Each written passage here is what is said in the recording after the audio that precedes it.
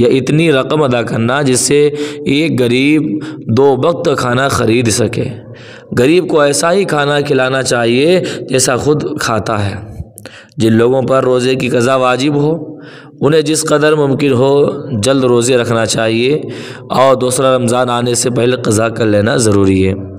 جو شخص مر گیا لک الحمد یا رسول اللہ والصلاۃ والسلام علی اشرف الانبیاء والمرسلین اما بعد ان اللہ وملائکتہ یصلون علی النبی یا ایھا الذین آمنوا صلوا علیہ وسلموا تسلیما اللہ رب محمد صلی اللہ علیہ وسلم نحن بعد محمد صلی اللہ علیہ وسلم صلی اللہ علیہ وسلم۔ تو آج میں آپ سب کی خدمت میں رمضان المبارک کون لوگ ایسے ہیں جو روزہ نہیں رکھ سکتے، جو اس کی قضا کر سکتے ہیں، یا وہ فدیہ دیں تو کتنا دینا ہوگا، اور کون لوگ ایسے ہیں جو رمضان کے روزہ چھوڑ سکتے ہیں نہ رکھیں۔ تو میں قرآن و حدیث کی روشنی میں آپ سب کی خدمت میں پیش کروں گا، اور سماعت کرنے سے پہلے اچھی نیتیں کریں۔ حضور کی حدیث پاک نیت المؤمن خیر من عملہ، یعنی مسلمان کی نیت اس کے عمل سے بہتر ہے۔ میں بھی اچھی نیت کرتا ہوں۔ اسلام آسان مذہب ہے۔ خدا جو اپنے بندوں پر ایک سے زیادہ مہربان رحم کرنے والا ہے، کب وہ پسند فرما سکتا ہے کہ وہ اپنے بندوں کو کسی سختی و دشواری میں مبتلا کرے؟ وہ ارشاد فرماتا ہے یرید اللہ بکم الیسر ولا یرید بکم العسر، اللہ تمہارے لیے سہولت چاہتا ہے، وہ تمہارے لیے دشواری نہیں چاہتا۔ وہ اللہ بندوں پر ان کی قوت و طاقت سے زیادہ بوجھ ہرگز نہیں ڈالتا۔ فرمایا گیا لا یکلف اللہ نفسا الا وسعها، اللہ کسی پر ذمہ داری نہیں ڈالتا مگر اس کی طاقت کے مطابق۔ اسلام آسان مذہب ہے۔ یہ احکام اسلام کا بوجھ نہیں کہ انسان 5 وقت پابندی سے نماز نہ پڑھے، ہر سال اپنے مال کی زکوٰۃ ادا نہ کرے، روزہ نہ رکھے، حج فرض ہو تو نہ کرے۔ ان تمام احکام پر عمل کرنا تو آسان ہے، یہ صرف مسلمان کی کمزوری اور لاپرواہی ہے کہ وہ ان کی پابندی نہیں کر پاتا، جس کے لیے اس کو قیامت کے دن جواب دینا پڑے گا۔ روزہ انسان کی طاقت و قوت کے عین مطابق ہے۔ اس میں کس قدر آسانی ہے کہ اب صرف اتنا چاہتا ہے کہ سال میں 1 مہینہ تم اس کے حکم کے مطابق اپنے کھانے پینے اور نفس کی خواہش پوری کرنے کے اوقات بدل دو، وہ بھی 24 گھنٹے کے لیے نہیں بلکہ صرف صبح صادق سے غروب آفتاب تک کے لیے۔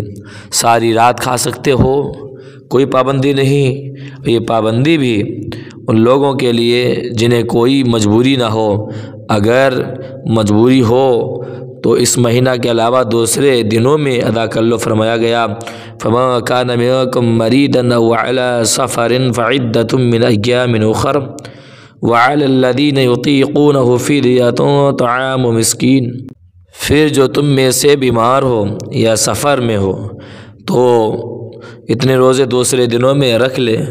جو لوگ اسے بہت مشکل سے ادا کر سکیں اس کے ذمہ فدیہ ہے 1 مسکین کا کھانا۔ شریعت کے مطابق مجبوریاں 3 ہی ہو سکتی ہیں: بیماری، سفر، قوت نہ ہونا۔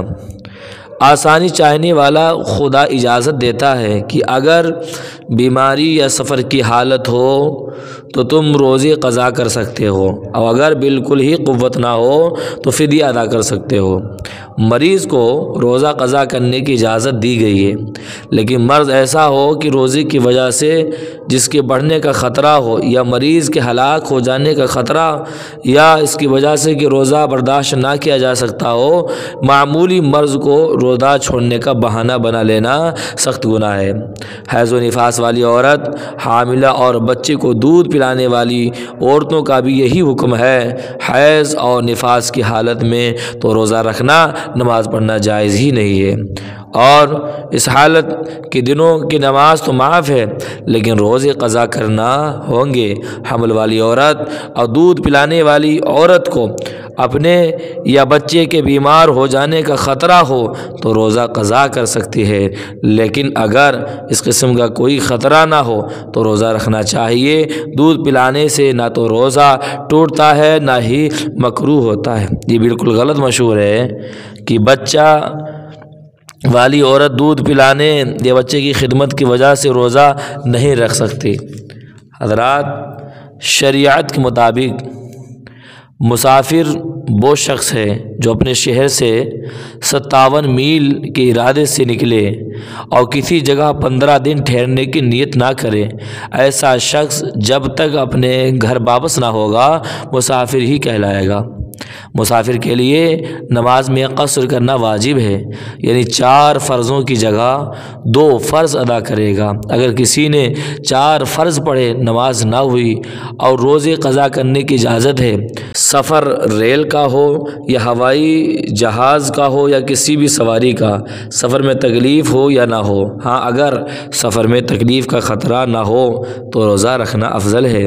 حضرت ام المومنین عائشہ صدیقہ رضی اللہ تعالیٰ عنہ بیان کرتی ہیں کہ حمزہ ابن عمر اسلمی نے نبی کریم علیہ السلام سے پوچھا، کیا میں سفر میں روزہ رکھ سکتا ہوں؟ یہ سوال انہوں نے اس لیے کیا تھا کہ وہ بہت روزے رکھا کرتے تھے، تو نبی کریم صلی اللہ علیہ وسلم نے فرمایا، ان شئت فصم و ان شئت فافطر، اگر چاہو روزہ رکھو، اگر چاہو تو افطار کر لو، ان روزہ نہ رکھو۔ تو مریض، مسافر، حیض و نفاس والی عورت، حاملہ اور بچہ کو دودھ پلانے والی، ان سب کو روزہ قضا کرنے کی اجازت ہے، لیکن رمضان کی بے حرمتی کی اجازت پھر بھی نہیں ہے۔ یعنی ان سب کو چاہیے کہ روزے داروں سے چھپ کر اپنی ضروریات پوری کریں، حتیٰ کہ حیض و نفاس والی عورت کا بھی یہی حکم ہے، حالانکہ وہ اپنی مرضی سے روزہ قضا نہیں کر رہی ہے، اس کے لیے تو روزہ رکھنا جائز ہی نہیں ہے۔ فدیہ دینے کی اجازت، ایسے بوڑھے مرد عورت کے لیے جن کے لیے روزہ رکھنا بالکل ہی دشوار ہو، یا ایسے مریض کے لیے جو ہمیشہ ہی بیمار رہتا ہو، یا اس کو کہ ایسا مرض ہو جو روزے ہی کی وجہ سے بڑھتا ہو، گویا فدیہ تو یہ ادا کر سکتے ہیں، لیکن اگر زندگی میں کسی وقت بھی ان میں روزہ رکھنے کی قوت پیدا ہو جائے تو انہیں روزہ قضا کرنا لازمی ہوگی، تو ان کا دیا ہوا فدیہ یہ صدقہ ہو جائے گا جس کا ثواب ملے گا۔ فدیہ بلا عذر روزہ چھوڑ دینے کا ذریعہ نہیں ہے۔ ایک روزے کا فدیہ کسی غریب کو دونوں وقت کھانا کھلانا ہے، یا اتنی رقم ادا کرنا جس سے ایک غریب 2 وقت کھانا خرید سکے۔ غریب کو ایسا ہی کھانا کھلانا چاہیے جیسا خود کھاتا ہے۔ جن لوگوں پر روزے کی قضا واجب ہو انہیں جس قدر ممکن ہو جلد روزے رکھنا چاہیے، اور دوسرا رمضان آنے سے پہلے قضا کر لینا ضروری ہے۔ جو شخص مر گیا اور اس پر روزے قضا تھے تو اس کے مال کے 3 حصہ سے اس کے روزوں کا فدیہ ادا کر دیا جائے۔ اگر فدیہ کے لیے 3 حصہ کافی نہ ہو تو اس کے وارث اس پر احسان کریں اور اپنے حصہ سے فدیہ پورا کر دیں۔ اگر ایسے شخص نے مال نہ چھوڑا ہو تو اس کے عزیز و قریب کو بھلائی کرنا، اس کا فدیہ ادا کر دینا چاہیے۔ حضرات محترم، ان تمام مسائل سے آپ نے اندازہ کیا کہ ہمارا رب ہمارے لیے کس قدر آسانی چاہتا ہے، اور اس کے اس فضل کے باوجود بھی ہم اگر اس کے حکام سے منہ موڑ لیں یا اس کی اطاعت میں مکر و فریب کریں تو یقیناً بہت بڑی بد نصیبی ہے۔ یقیناً اللہ بندوں پر ظلم نہیں کرتا، وَمَا اللَّهُ يُرِيدُ ظُلْمًا لِلْعِبَادِ، اور اللہ نہیں چاہتا کہ بندوں پر ظلم کرے۔ يُبَدَّلُ الْقَوْلَ لَدَيَّ وَمَا أَنَا بِظَلَّامٍ لِلْعَبِيدِ، میرے یہاں حکم بدلا نہیں جاتا اور نہ میں اپنے بندوں پر ظلم کرتا ہوں، بلکہ انسان خود ہی اپنے اوپر ظلم کرتا ہے، انسان اپنے اوپر خود ہی ظلم کرتا ہے۔ وَمَا ظَلَمْنَاهُمْ وَلَكِنْ كَانُوا هُمُ الظَّالِمِينَ، اور ہم نے ان پر کوئی ظلم نہیں کیا لیکن وہ خود ہی اپنی جانوں پر ظلم کرنے والے ہیں۔ ملاحظہ فرمایا آپ نے کہ خدا کی نافرمانی کی وجہ سے جب ہم پر خدا کا عذاب آتا ہے تو ہم چیخ اٹھتے ہیں کاش پہلے ہی سے اس حقیقت کو تسلیم کر لیں۔ یہ خدا تو رحیم و کریم ہے، وہ کب اپنے بندوں پر ظلم فرمائے گا؟ ہم خود ہی ظالم ہیں کہ دنیا کے عیش و عشرت میں مست ہو کر نہ نمازوں کا خیال کرتے ہیں، نہ روزوں کی پرواہ، نہ ہی شریعت کے دوسرے احکام کی پابندی کا احساس۔ ہم تو اس قدر ظالم ہیں کہ اس دنیا کی لذتوں میں مست ہو کر حلال و حرام تک کا فرق بھلا بیٹھے۔ ہماری بد کرداریاں ہی خدا کے عذاب کو دعوت دیتی ہیں۔ وما اصابکم من مصیبت فبما کسبت ایدیکم ویعفو عن کثیر۔ اور جو بھی مصیبت تمہیں پہنچی تمہارے ہاتھوں کی کمائی کے سبب پہنچی، وہ بہت سی برائیوں کو معاف فرما دیتا ہے۔ جتنی بد کرداریاں ہم کرتے ہیں عذاب ان سے بہت کم ہوتا ہے، کیونکہ کرم والا رب ہماری بہت سی حرکتوں سے درگزر فرماتا ہے اور اپنے فضل و کرم سے ہمیں معاف کرتا ہے۔ پر جب ہم کسی مصیبت میں مبتلا ہوں ہمیں اپنے اعمال پر نظر ڈالنا چاہیے۔ بہرحال عذاب الہی کے نازل ہونے، مصائب و آفات میں مبتلا ہونے کا سبب ہمارے برے اعمال، اللہ و رسول صلی اللہ علیہ وسلم کی نافرمانی ہے۔ تو رمضان کا مہینہ توبہ کرنے، بقیہ زندگی شریعت کے مطابق بسر کرنے کا آج عزم کریں۔ اللہ ہمیں آپ کو عمل کی توفیق عطا فرمائے۔ تو جن حضرات نے ابھی تک ہمارے YouTube channel Markati online academy کو سبسکرائب نہیں کیا وہ سبسکرائب کر دیں، مجھے دعا میں یاد رکھیں۔ اور اسی طرح سے آپ کو رمضان المبارک میں نیا بیان ملتا رہے گا سننے کو، تو گزارش ہے آپ مجھے دعا میں یاد رکھیں۔ السلام علیکم ورحمۃ اللہ وبرکاتہ۔